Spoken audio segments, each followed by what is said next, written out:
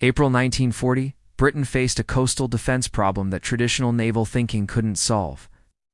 German E-boats were striking Channel convoys with impunity, disappearing into the darkness before destroyers could respond.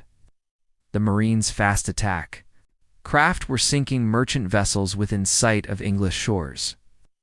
And the Royal Navy possessed exactly the wrong tools to stop them.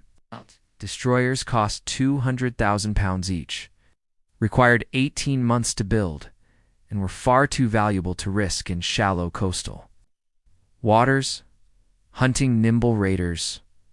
The Admiralty needed something different, something fast, cheap, and expendable. Something that could be built in yachty yards rather than naval dockyards. The answer arrived wrapped in plywood and powered by aircraft engines, the Motor Torpedo Boat. These vessels cost roughly £30,000 each, 17th the price of a destroyer, and could be built in 6 months by furniture makers. They were constructed from mahogany and glue, carried crews of 12 instead of 200, and would never win awards for comfort or seaworthiness. They also achieved something remarkable. By war's end, British MTBs had destroyed millions of pounds worth of enemy shipping while losing only a fraction of that value themselves. This is the story of how Britain won the coastal war with plywood and petrol.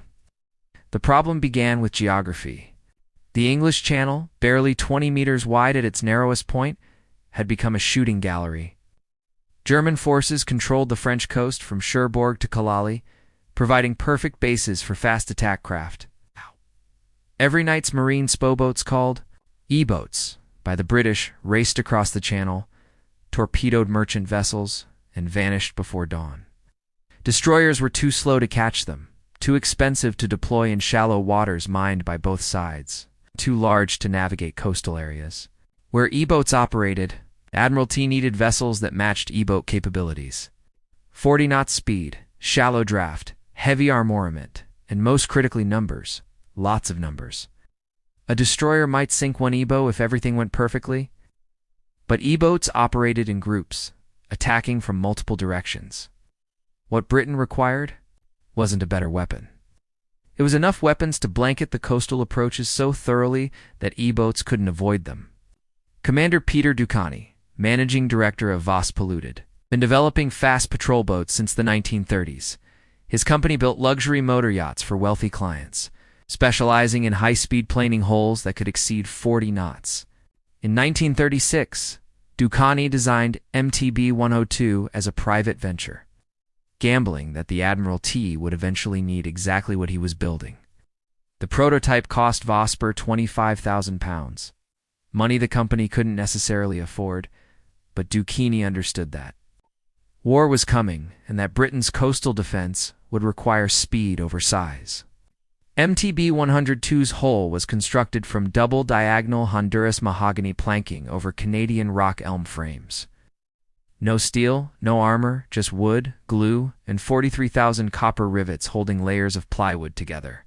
3 Italian Esoterra Fraschini engines, generating 3,300 horsepower, drove her to 48 knots light, 43 knots loaded. She measured 70 feet long, displaced 33 tons, and carried a crew of 12. 2 21N torpedo tubes provided offensive punch. She was essentially a racing yacht with weapons. Bolted on, the Admiralty tested MTB 102 in 1937 and immediately recognized its potential. But recognition didn't equal immediate orders. Naval traditionalists argued plywood boats were toys unsuitable for serious military operations. The vessels couldn't survive heavy seas. They had no armor protection. Their wooden hulls would splinter under shell fire. Their petrol engines created massive fire hazards. All of these criticisms were absolutely correct, and none of them mattered. May 1940 changed everything. France collapsed. Germany occupied the Channel coasts, and E-boats began their nightly raids. Suddenly, the Admiralty stopped debating whether MTBs were proper warships and started asking how quickly boatyards could deliver them. Orders flooded to Vosper, British Powerboat Company, and Thornycraft. Not just dozens, hundreds. The specifications were deliberately simple. 70 to 73 feet long, plywood construction, Packard marine engines, 2 torpedo tubes, machine guns. Any competent boatyard could build them. This proved transformative. Destroyer construction required specialized naval dockyards with heavy slipways, precision engineering workshops, and craftsmen trained to naval standards. Britain possessed 7 such facilities. MTB construction needed none of this. Vospers. Main works sat in Portsmouth Harbor, alongside yacht builders and furniture makers. When production accelerated, contracts went to companies that normally built pleasure craft, Camper and Nicholson, John Mees, Thornycraft, Whites of Cows. These yards understood wooden hull construction intimately. They'd been building racing yachts, fishing vessels, and motor launches for decades. The material choices made mass production possible. Destroyers required specialized naval-grade steel, precision turbine components manufactured in dedicated foundries, and electrical systems built to military specifications. MTBs used commercial-grade mahogany from Honduras, rock elm from Canada, and plywood from ordinary timber mills. The engines were Packard 512s originally designed for luxury automobiles, marinized for boat use. When Packard production couldn't meet demand, British yards installed whatever powerful engines they could source, including aircraft engines adapted for marine service. Construction speed reflected these compromises. At Vosper's Portsmouth Works, an MTB hull took shape in open sheds, using techniques yacht builders had perfected over decades. Craftsmen laid diagonal mahogany planking over bent elm frames, gluing and riveting each layer. The process was labor-intensive, but didn't require specialized equipment. A team of 20 skilled woodworkers could complete a hull in 6 weeks. Engines. Torpedoes and guns were installed in another month. Total construction time, 8 to 10 weeks from keel laying to sea trials. Compare that to HMS Javelin, a jackless destroyer laid down at John Brown and Company in September 1937. Her construction required precision-matched turbine components manufactured in 3 separate factories, electrical systems custom-designed for naval specifications, fire control equipment built to tolerances measured in thousandth of an inch. She commissioned in June 1939, 21 months later. Representing 400,000 man-hours of highly skilled labor, Javelin was undeniably superior in every category. She displaced 1,700 tons versus an MTB's 33 tons. Her 64.7 in guns vastly outgunned an MTB's single machine gun armament. Her steam turbines generated 40,000 horsepower compared to an MTB's 3,300. She could operate in any weather, cross oceans, fight surface battles. She was also one ship. In the 21 months required to build Javelin, British yards completed 90 MTBs. Using the same labor hours distributed across woodworkers, not naval architects, the cost differential was staggering. A destroyer consumed 200,000 pounds in 1940 currency, roughly 10 million pounds today. An MTB cost approximately 30,000, about 1.5 million modern equivalent. That 7-to-1 cost ratio meant fundamental arithmetic changed. For the price of 1 destroyer, Britain could deploy 7 MTBs for the construction capacity required to build 3 destroyers. Boatyards could launch 40 MTBs. The cheap plywood boats weren't replacing destroyers. They were filling a role destroyers couldn't perform economically. But cost-effectiveness meant nothing if the vessels couldn't fight MTBs, had to prove themselves operationally. The first tests came quickly. June 1940, MTB 102 participated in Operation Dynamo, evacuating troops from Dunkirk. She crossed the Channel 8 times, carrying soldiers under fire, serving as flagship for Rear Admiral Wake Walker when his destroyer HMS Keith was sunk. The plywood boat that traditionalists had dismissed as a toy was performing missions under conditions that would test any vessel. The tactical doctrine developed rapidly. MTBs operated in flotillas of 6 to 8 boats, hunting at night when their low profiles made them nearly invisible. They ran on silent auxiliary engines when stalking targets, then unleashed full power, 40-plus knots for torpedo attacks before enemy gunners could respond. The tactics were simple. Approach undetected. Fire torpedoes at point-blank range, 300 to 500 yards. then disappear at maximum speed behind smoke screens. No standing and fighting, no heroic surface battles. Hit hard, run fast, survive to attack. Tomorrow, the weapons made these tactics viable. 21 torpedoes carried 750 pounds warheads capable of breaking a merchant vessel's back. MTBs typically carried 2 torpedoes, though later variants mounted 4. The boats also carried depth charges, Olicon 20mm cannon, and multiple machine guns. Evolving from pure torpedo boats into versatile gunboats capable of engaging E-boats, defending against aircraft and supporting commando operations, the human element proved equally important. MTB crews were volunteers, typically young officers barely out of training and ratings, who preferred action over routine. They operated in conditions that would have destroyed morale on larger vessels. The boats rolled violently in any C8 above flat-com wooden hulls, amplified every wave impact. Crews stood watches on open bridges exposed to channel weather. Petrol fumes permeated living spaces.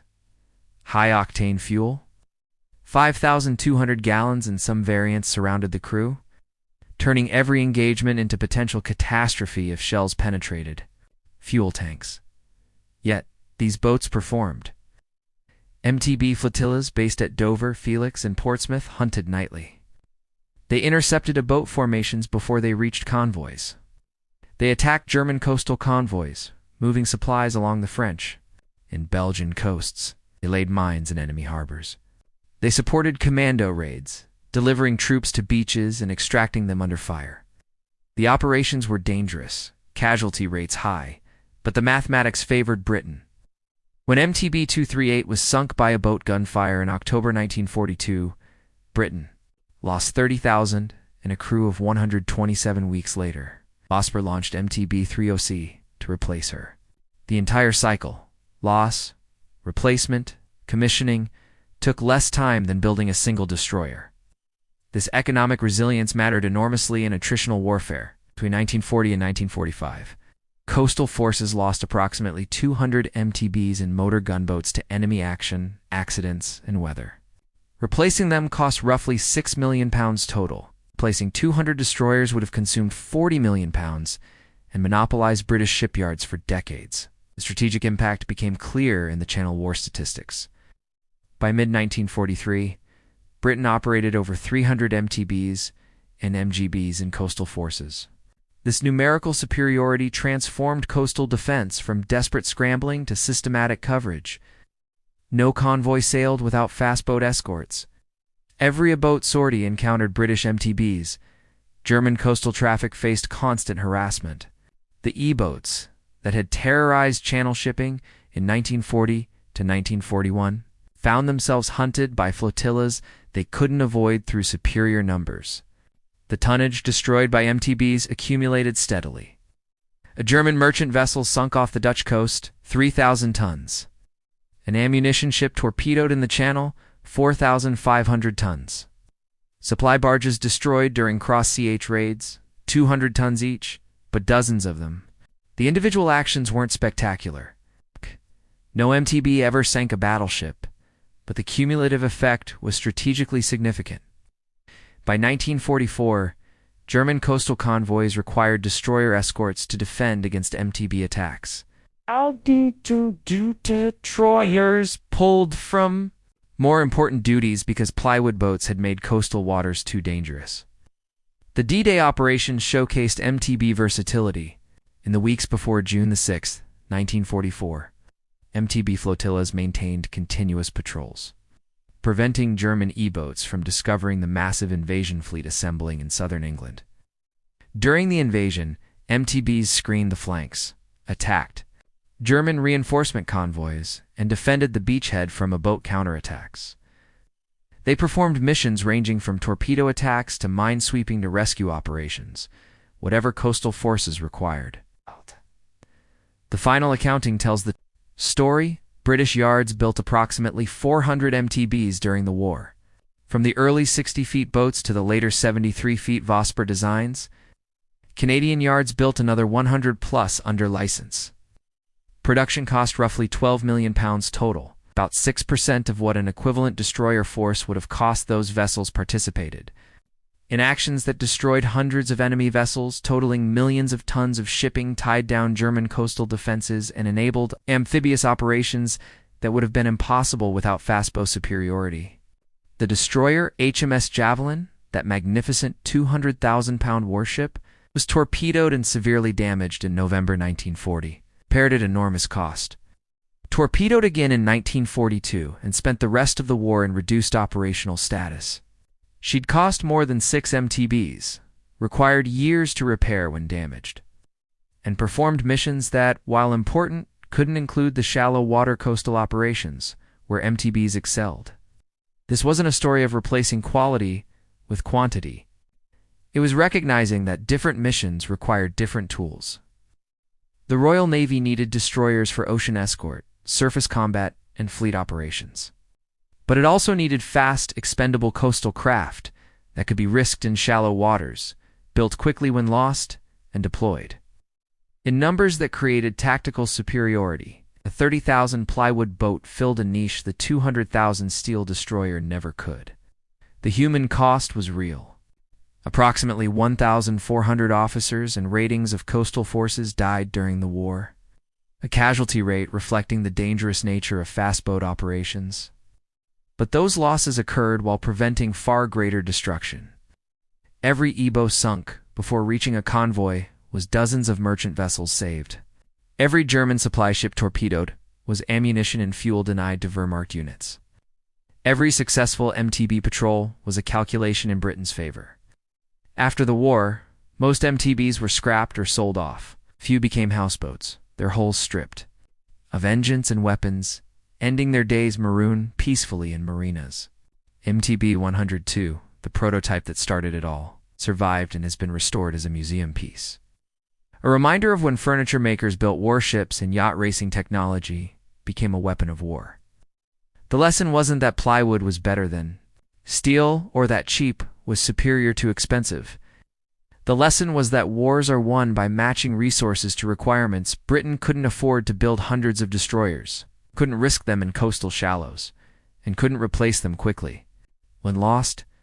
But Britain could build hundreds of MTBs, could risk them in any water, and could replace losses within weeks. The strategic calculation was brutally simple. Adequate weapons available immediately beat perfect weapons arriving too late. By choosing plywood over steel, speed over armor, and quantity over individual capability, Britain gained control of coastal waters that traditional naval thinking would have surrendered. The 30,000 pounds MTB couldn't match a 200,000 B destroyer in any single capability. It didn't need to. It just needed to be fast enough, cheap enough, and numerous enough that E-boats couldn't avoid them, and German coastal convoys couldn't escape them. In that mission, the humble plywood boat succeeded brilliantly. The Motor Torpedo Boat program cost $12 million and saved Britain's coastal approaches. A destroyer-based coastal defense strategy would have cost £60 million and been impossible to implement. That £48 million difference funded other operations entirely, operations that won the war. Sometimes the best weapon isn't the most powerful or the most sophisticated. Sometimes the best weapon is simply the one you can afford to build in the numbers needed when you need them.